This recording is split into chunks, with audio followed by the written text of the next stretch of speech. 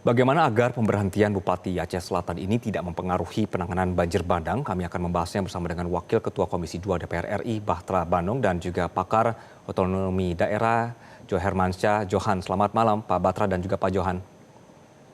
Ya, malam. Selamat malam, Mas. Ya, saya akan ke Pak Johan terlebih dahulu. Pak, dari aturan yang berlaku saat ini dengan penonaktifan Bupati selama 3 bulan, apakah setelah itu akan bisa permanen diberhentikan atau tetap harus menunggu sidang paripurna DPRD? Ya, jadi ini pemberhentiannya bersifat sementara, ya, karena dia melanggar Undang-Undang Pemda Nomor 23 2014. Apabila kepala daerah pergi ke luar negeri tanpa izin, maka diberi sanksi. Sanksinya apa? Yaitu diberhentikan sementara. Berapa lama? Itu diatur dalam Undang-Undang Pemda selama 3 bulan. Lalu selama 3 bulan itu apa kerja bupati yang diberhentikan sementara? Dia diberi pembinaan khusus oleh pemerintah pusat, dalam hal ini oleh Kementerian Dalam Negeri, sehingga lewat pembinaan khusus itu ada efek jera dan dia tidak akan mengulangi lagi kesalahannya, kekeliruannya seperti yang sekarang ini. Dan dengan begitu maka selesai masa pembinaan selama 3 bulan, yang bersangkutan bisa kembali ke jabatan kepala daerahnya. Dia tetap bisa balik menjadi bupati di daerah Aceh Selatan itu. Dan selama dia mengikuti pembinaan khusus, maka jabatan wakil bupati tidak jabatan bupati disandang oleh wakil bupati sebagai pelaksana tugas bupati Aceh Selatan. Oke, Pak Johan, kemarin kan Pak Presiden sempat bilang ya ingin meminta percepatan proses Bupati ini untuk diberhentikan begitu. Apakah diskresi dari Presiden ini kemudian bisa langsung menabrak aturan yang ada? Tadi Prof bilang bahwa ini ada aturannya bahwa 3 bulan dulu. Iya, iya. Jadi tidak bisa, Presiden tidak punya mandat, tidak punya wewenang memberhentikan secara tetap kepala daerah.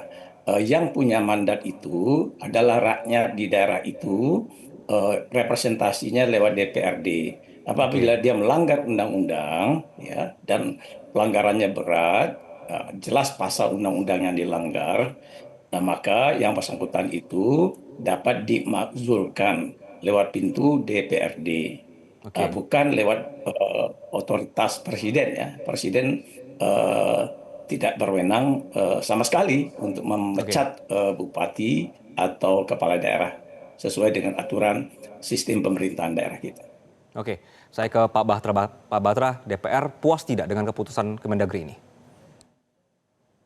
Ya, yang pertama kami ingin menjelaskan bahwa pimpinan DPR, Profesor Sukmi Dasko Ahmad sudah menyampaikan ke publik bahwa yang bersangkutan memang menjadi kader Gerindra pada saat melakukan pencalonan di pilkada yang lalu, atas dasar kemudian di beberapa waktu yang lalu kami dari Partai Gerindra melalui pimpinan kami yaitu Pak Sekjen sudah memberhentikan yang bersangkutan karena itu melanggar dari sumpah sebagai kader Partai Gerindra, di mana disebutkan bahwa sebagai partai kader Gerindra harus mengutamakan kepentingan masyarakat dibanding kepentingan pribadi ataupun golongan. Dan itu juga menjadi arahan Bapak Presiden Prabowo setiap kali melakukan taklimat atau pengarahan di internal partai, selalu dijelaskan bahwa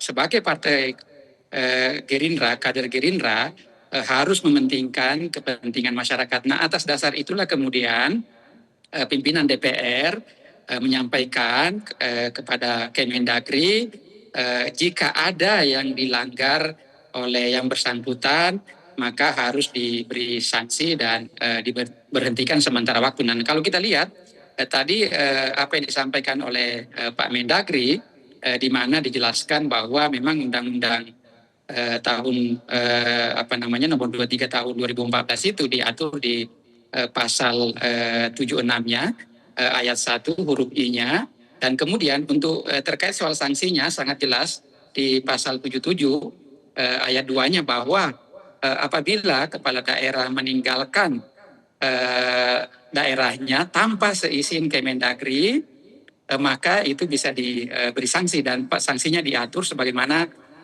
pasal 76 ayat 1 poin I bahwa ketika mereka tidak meminta izin kepada Kemendagri, maka bisa disanksi selama 3 bulan. Dan itu saya pikir adalah langkah yang tepat yang dilakukan oleh Kemendagri sebagaimana apa yang sudah disampaikan oleh pimpinan DPR, dan kemudian agar nanti yang PLT ini bisa lebih fokus dalam hal penanganan banjir yang terjadi di Aceh Selatan.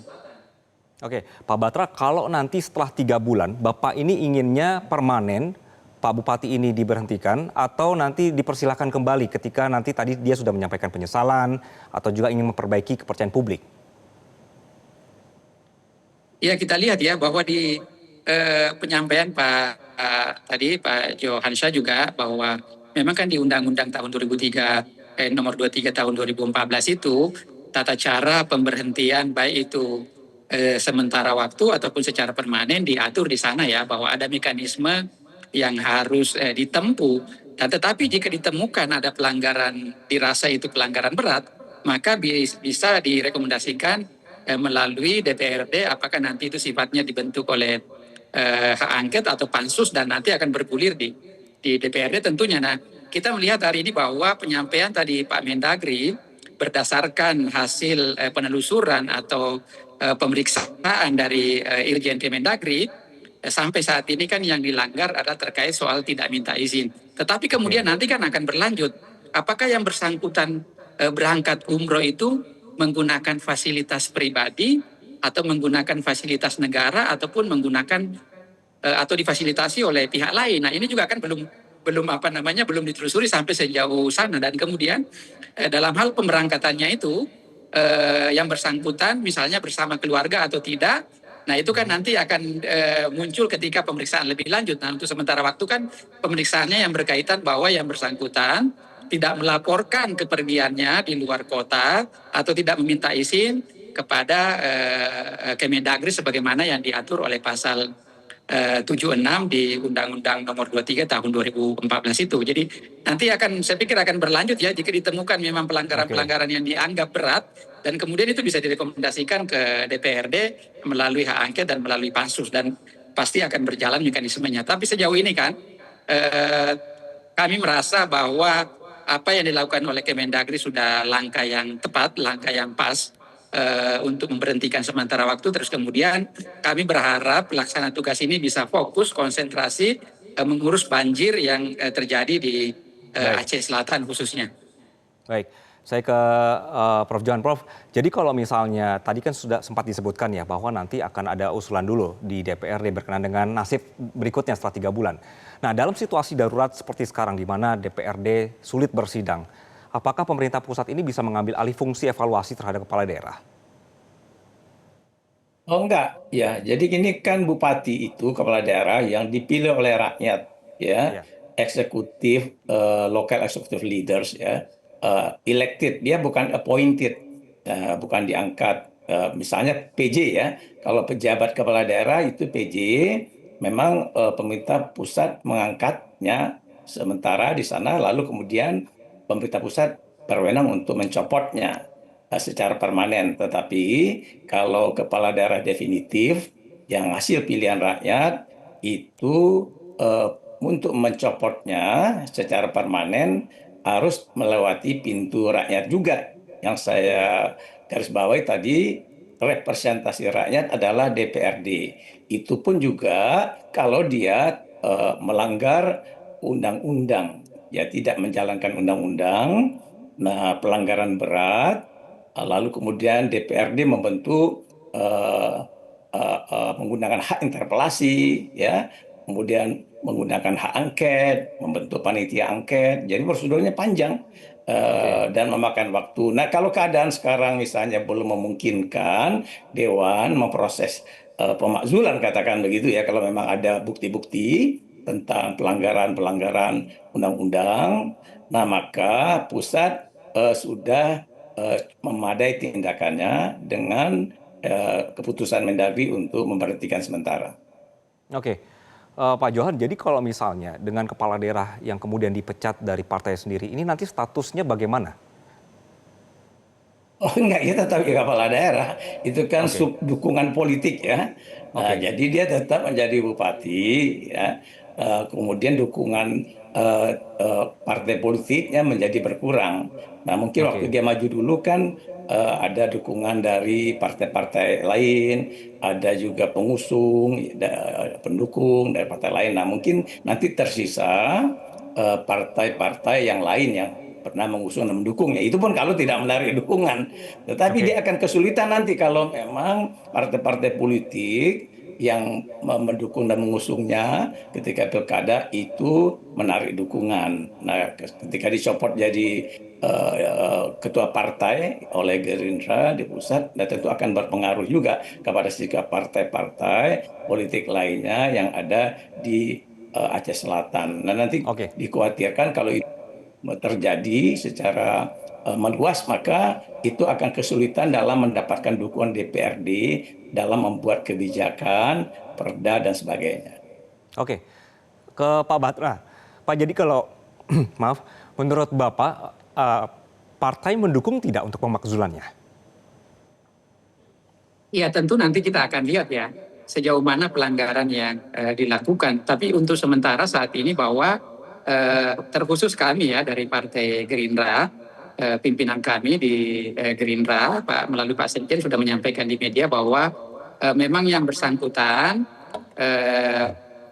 sebagai ketua DPC Partai Gerindra, tetapi beliau masuk Gerindra itu kan pada saat pencalonan, dan atas Oke, dasar itu lalai dan tidak sensitif terhadap situasi yang terjadi di Aceh dan khususnya di Aceh Selatan, kemudian pimpinan kami mengambil tindakan untuk memecat beliau sebagai ketua DPC Partai Gerindra. Dan kami juga di DPR melalui pimpinan kami Pak Dasko sudah menyampaikan ke publik dan menyampaikan kepada Pak Mendagri agar yang bersangkutan diberhentikan sementara waktu karena dinilai ada yang dilanggar terhadap Undang-Undang nomor 23 tahun 2014, di mana yang saya sampaikan di oke, awal tadi itu bahwa yang bersangkutan meninggalkan daerahnya tanpa meminta izin. Nah, dan hari ini Kemendagri sudah melakukan itu.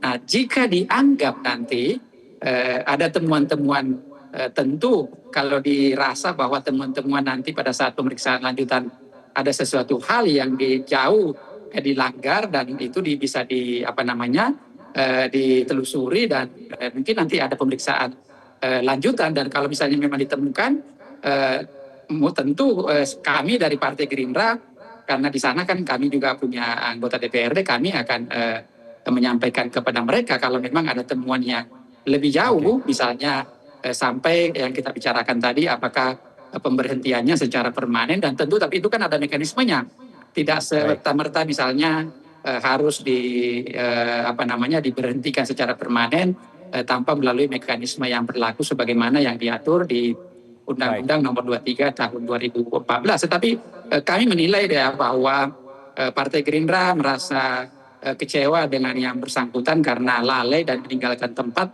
dan dinilai tidak sensitif terhadap situasi.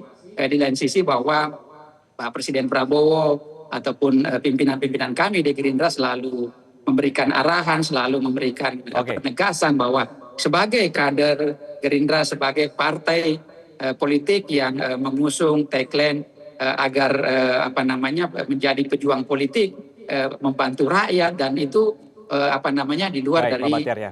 yang menjadi Partai Gerindra, ciri khas Partai Gerindra. Maka dari itu kami pimpinan kami mengambil tindakan yang tegas. Nah, maka Oke, kami juga oke, berharap baik. ya bahwa ini adalah contoh bagi Mhm. kepala-kepala daerah lain. Kita harus sensitif, kita harus bekerja maksimal untuk kepentingan rakyat, jangan melalaikan kepentingan rakyat demi kepentingan pribadi Oke, dan ataupun golongan, dan itu sejalan dengan ya. arahan Presiden Prabowo. Ya, mudah-mudahan ini kasus terakhir begitu ya Pak Batra ya, dan juga Pak Johan, Ya, bahwa kami kita berharap sama-sama, begitu ya. Ini bisa menjadi ya, contoh bagi kepala daerah lain. oke, baik. Pak Johan, Pak Batra, terima kasih untuk perspektifnya di malam hari ini. Terima kasih. Assalamualaikum. Jelajahi cara baru mendapatkan informasi. Download Metro TV Extend sekarang.